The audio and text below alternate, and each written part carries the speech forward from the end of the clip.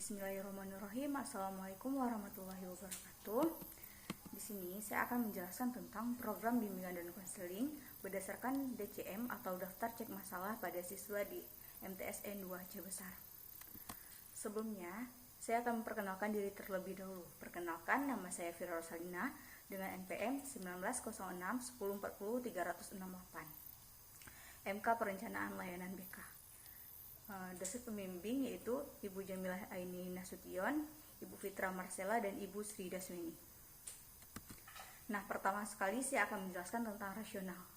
Jadi, layanan bimbingan dan konseling yang diselenggarakan di MTSN 2 Aceh Besar itu banyak sekali mengalami tantangan, baik itu dari sisi internal maupun sisi eksternal. Nah, jika kita lihat dari sisi internal, itu permasalahan yang dialami oleh peserta didik itu bersifat kompleks.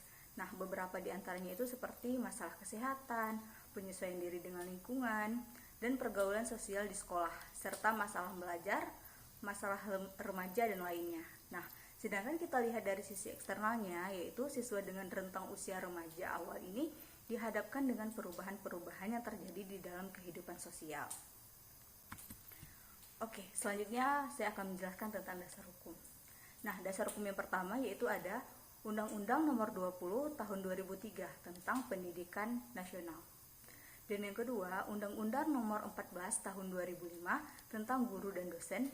Dan yang ketiga, PPRI Nomor 74 Tahun 2008 Pasal 54 Ayat 6 tentang beban kerja guru BK atau konselor. Selanjutnya, Permen Pendidikan Nasional Nomor 27 Tahun 2008 tentang standar kualifikasi akademik dan kompetensi konselor. Selanjutnya, Permen Pendidikan Nasional Pasal 22 Ayat 5 tentang penilaian kerja guru BK atau konselor.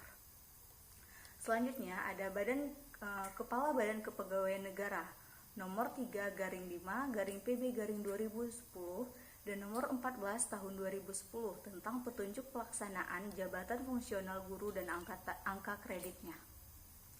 Selanjutnya itu ada Permendikbud Nomor 68 Tahun 2013 tentang kerangka dasar dan struktur kurikulum.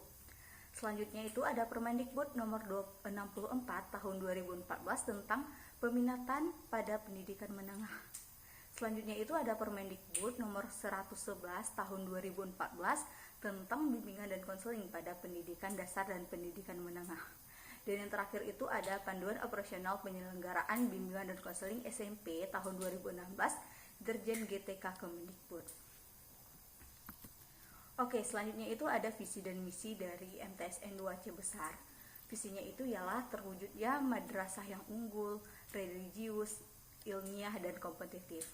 Selanjutnya misi dari MTSN 2 Aceh Besar yaitu meningkatkan prestasi kerja guru, karyawan, dan prestasi belajar siswa berlandaskan keimanan, ketakwaan kepada Allah Subhanahu wa Ta'ala.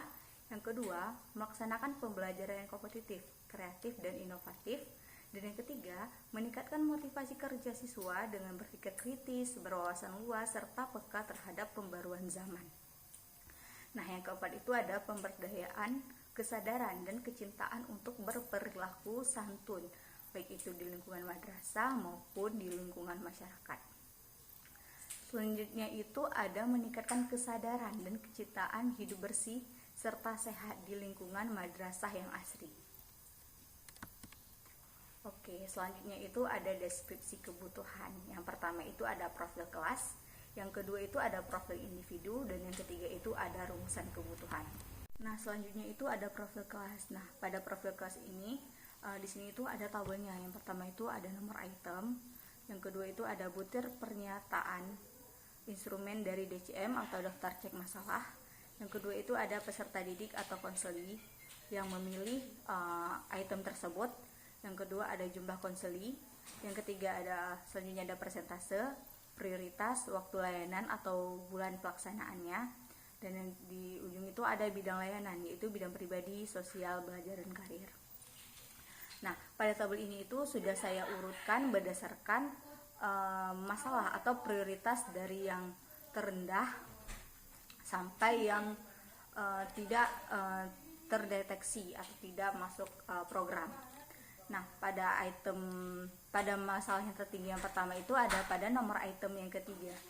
dengan butir pernyataan yaitu jantung sering berdebar-debar, yang dimana dipilih oleh K1, K3, K4, K5, dan K9. Selanjutnya itu ada pada nomor item 89, yang mana pernyataannya yaitu setiap malam saya selalu menonton televisi atau sinetron, yang dimana dipilih oleh peserta didik dengan K1, K3, K4, K5, K8, dan K9, yang mana jumlahnya itu ada 6 orang dengan persentase 2%, prioritasnya rendah, dan waktu layanannya itu bulan Juli. Dan yang ketiga itu ada pada nomor item 117, yang mana butir pernyataannya itu saya ingin mempunyai kawan yang akrab. Itu juga dipilih oleh K2, K3, K4, K5, K7, dan K8 dengan jumlah konselinya itu 6 dengan persentase 2% dan dengan prioritas rendah.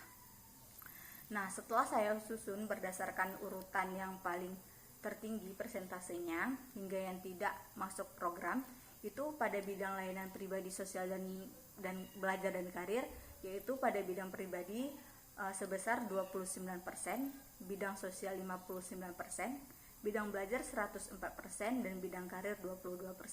Dengan presentasi pada bidang karir yaitu 53%, bidang sosial 15%, bidang belajar 26%, dan bidang karir 6%.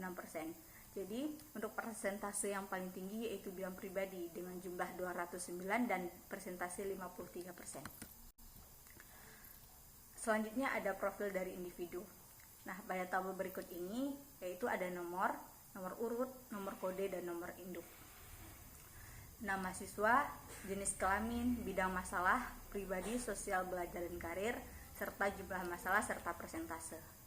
Nah, pada urutan pertama atau K1 itu dengan nama Amelia Safira, berjenis kelamin perempuan, dengan bidang masalah pribadinya itu 36, bidang sosialnya itu 17, bidang belajarnya itu 19, dan bidang karir 4. Jadi jumlah masalah dari bidang pribadi, sosial, belajar, karir dari Amelia Safira yaitu 76 atau dengan persentase 32%. Selanjutnya pada nomor urut yang kedua atau dengan kode K2 yaitu Elvira, jenis kelamin perempuan dengan jumlah masalah pada bidang pribadi 12, bidang sosial 5, bidang belajar 7, dan bidang karir 2. Dengan jumlah masalah dari bidang pribadi, sosial, belajar, dan karir yaitu 26 dengan persentase 11%. Selanjutnya itu ada rumusan kebutuhan. Nah, berikut ini itu ada tabel dari rumusan kebutuhan. Pada tabel ini itu terdapat bidang layanan, hasil asesmen kebutuhan dari butir pernyataan instrumen DCM, dan rumusan kebutuhannya. Nah, bidang layanannya ini ada layanan pribadi. Saya ambil contoh sebagai layanan bidang pribadi, yaitu hasil asesmen kebutuhannya itu saya sering sakit kepala, saya sering sakit sekarang ini, jantung sering berdebar-debar, dan kesehatan saya sering terganggu. Jadi dari keempat hasil asesmen yang sudah saya paparkan tadi, itu dengan rumusan kebutuhan menjaga kesehatan dan pola hidup sehat. Nah, kenapa saya buat menjadi rumusan kebutuhannya itu sama? Karena seperti contoh saya sering sakit kepala, sakit gigi, jantung sering berdebar-debar, dan kesehatan sering terganggu itu bisa menjadi topik masalah yaitu tentang kesehatan.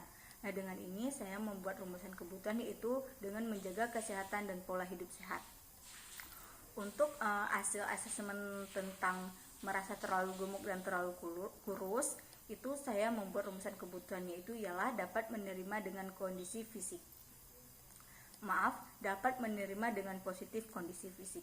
Oke, selanjutnya itu ada tujuan. Nah, pada tabel tujuan ini terdapat bidang layanan, rumusan kebutuhan, dan rumusan tujuan. Nah, seperti yang telah saya jelaskan pada tabel rumusan kebutuhan, di sini bidang layanannya juga pribadi. Nah, pada rumusan kebutuhan menjaga kesehatan dan pola hidup sehat, itu tadi ada 4. Saya ambil contoh 4. Nah, untuk rumusan kebutuhannya itu ialah peserta didik mengetahui cara menjaga kesehatan dan pola hidup sehat. Nah, dari rumusan kebutuhan tersebut, jadi dikembangkan menjadi rumusan kebutuhannya itu ialah peserta didik dapat mengetahui cara menjaga kesehatan dan pola hidup sehat. Sedangkan pada rumusan kebutuhan dapat menerima dengan positif kondisi fisik Itu dengan rumusan kebutuhan, peserta didik dapat meningkatkan rasa percaya diri terhadap bentuk fisik yang dimilikinya. Selanjutnya ada pengembangan topik atau tema. Nah, pada tabel ini itu terdapat bidang layanan, tujuan layanan, topik atau tema materi layanan, submateri layanan, dan alokasi waktu. Nah, bidang layanan yang saya ambil contoh yaitu bidang pribadi. Dengan tujuan layanan yang telah saya paparkan tadi, yaitu peserta didik mengetahui cara menjaga kesehatan dan pola hidup sehat, serta peserta didik dapat meningkatkan rasa percaya diri terhadap bentuk fisik yang dimiliki. Nah, jadi dari tujuan layanan peserta didik mengetahui cara menjaga kesehatan dan pola hidup sehat itu, topik atau tema yang saya pilih yaitu sehat itu mahal, dengan submateri yang pertama pentingnya menjaga kesehatan, yang kedua kiat-kiat pola hidup sehat, dan yang ketiga upaya yang dilakukan agar hidup sehat, dengan alokasi waktu itu 2 JP. Oke, selanjutnya di sini ada komponen program. Komponennya itu ada layanan dasar, layanan peminatan dan perencanaan individual, layanan responsif, dan dukungan sistem. Jadi komponen programnya itu yang pertama ada layanan dasar. Topik atau materi kegiatannya itu sehat itu mahal. Yang kedua, indahnya hidup bersyukur. Nah, di bawahnya itu ada lagi topik-topik kegiatan yang masuk pada komponen program layanan dasar. Jadi jumlah layanannya itu ada 18 dan proporsinya itu ada 35%, dan perhitungan waktunya itu 35 kali 24 sama dengan 9 jam. Oke, selanjutnya itu ada layanan peminatan dan perencanaan individual. Sama seperti tabel layanan dasar tadi, di sini itu layanan peminatan dan perencanaan individual. Jadi yang di sini ini topik-topik yang masuk pada komponen program layanan peminatan dan perencanaan individual. Yang pertama itu ada ayo kenali minatmu, yang kedua sikap kontrol diri, yang ketiga ayo refreshing biar tidak pusing, dan lainnya. Jadi jumlah layanan pada komponen layanan peminatan dan perencanaan individual ini berjumlah 13 dengan proporsinya itu 25%, dan waktu perhitungannya itu 25% kali 24 sama dengan 6 jam.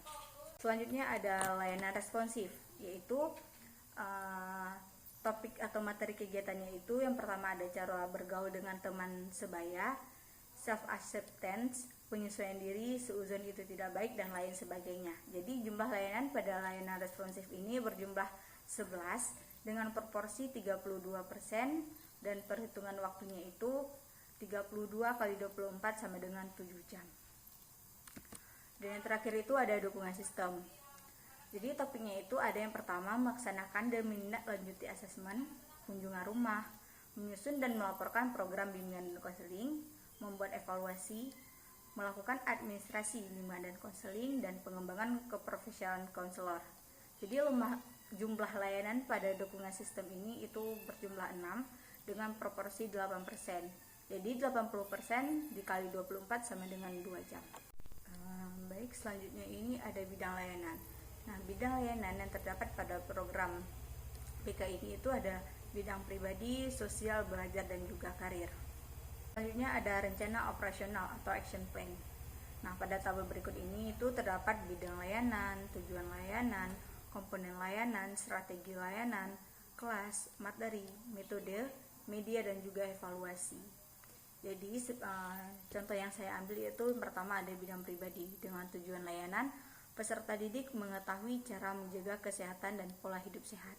Dengan komponen layanan yaitu layanan dasar, strategi layanannya itu dilakukan dengan bimbingan klasikal untuk kelas 7-6 dengan materi sehat itu mahal. Metode yang dilakukan yaitu ceramah dan diskusi, dan media yang dipakai itu PPT, laptop, dan juga infokus. Jadi evaluasi prosesnya itu wawancara dari observasi, dan hasilnya itu wawancara dan LKS atau lembar kerja siswa. Selanjutnya di sini ada evaluasi, pelaporan, dan tindak lanjut. Nah, evaluasi di sini itu yaitu dilakukan penyusunan rencana evaluasi, melakukan pengumpulan data, dan melakukan analisis dan interpretasi data. Yang kedua itu pelaporan, yaitu melakukan tahap persiapan, melakukan pengumpulan dan penyajian data, melakukan penulisan laporan, dan sistematika laporan. Selanjutnya tindak lanjut, yaitu yang pertama menentukan aspek-aspek perbaikan dan peningkatan yang akan dilakukan. Yang kedua menyusun ulang desain program secara umum. secara umum pengembangan, dan yang terakhir yaitu melaksanakan kegiatan tindak lanjut. Selanjutnya ada sarana dan prasarana. Nah, pada tabel sarana dan prasarana ini terdapat uraian kebutuhan, spesifikasi, satuan, harga, dan juga manfaat. Nah, di sini saya akan menjelaskan dua uraian kebutuhan. Jadi yang pertama itu ada ruangan bimbingan dan konseling kelompok. Spesifikasinya itu terdapat ruangan 3x3, kursi 10, AC dan juga penerangan dengan satuan setiapnya itu 1 dengan harga 15 juta. Dan manfaatnya itu ialah efektivitas pelaksanaan layanan bimbingan dan konseling kelompok. Yang kedua itu ada perangkat komputer, yaitu spesifikasinya yaitu perangkat komputer, mouse, hard disk dan juga keyboard. Jadi satuannya itu 1 dengan harga 10 juta. Manfaatnya itu dapat mengolah dan menghimpun serta menyimpan data dari peserta didik atau konseling. Selanjutnya ada anggaran biaya. Nah, di sini terdapat kolom kegiatan, volume dan juga jumlah. Nah, yang pertama itu pada layanan BK. Contoh yang dapat kita ambil yang pertama itu ada home visit. Jadi yang visit ini itu dilakukan untuk 2 orang dengan 3 kali observasi dengan jumlah per observasinya itu 50.000. Jadi jumlah total dari pelaksanaan visit yaitu berjumlah 300.000. Yang kedua itu ada pembuatan media BK.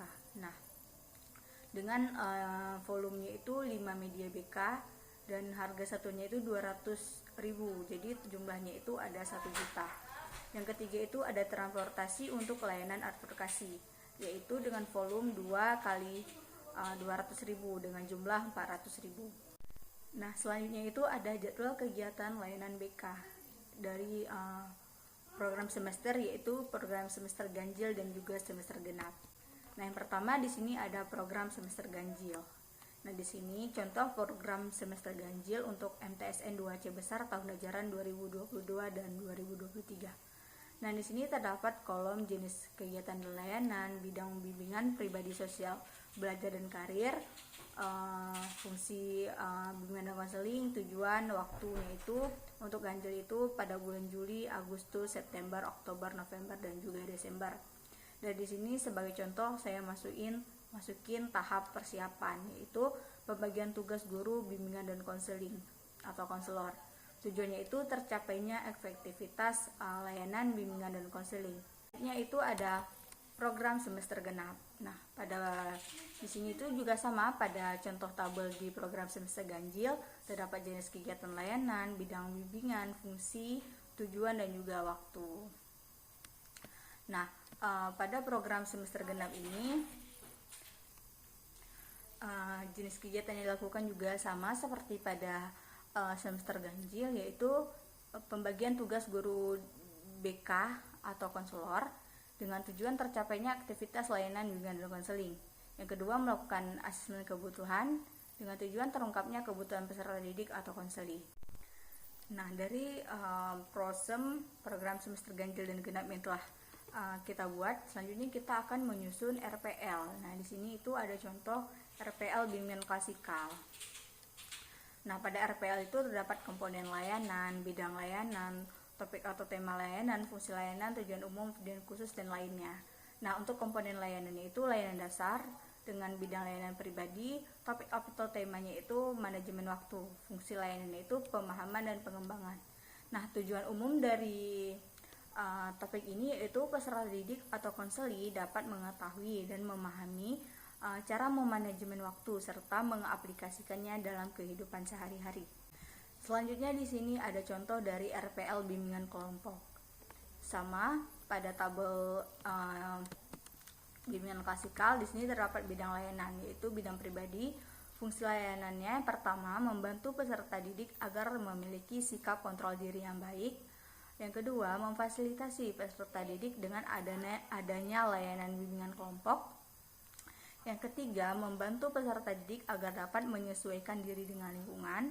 Yang keempat, membantu peserta didik dalam mengantisipasi berbagai kemungkinan timbulnya masalah sikap kontrol diri, dengan tujuan yaitu peserta didik dapat menganalisis bagaimana cara mengontrol diri dengan baik. Yang kedua, menyimpulkan beberapa hal penting yang dilakukan dalam usaha mengontrol sikap diri yang baik. Yang ketiga, memilih dan menentukan metode yang cocok pada diri pribadi untuk mengontrol sikap yang baik. Dan yang keempat yaitu meningkatkan keterampilan dan kegiatan belajar. Selanjutnya di sini ada contoh RPL konseling kelompok dengan tabel. Yang pertama ada nama konseli, yaitu konselingnya itu siswa kelas 76 MTSN 2 C besar.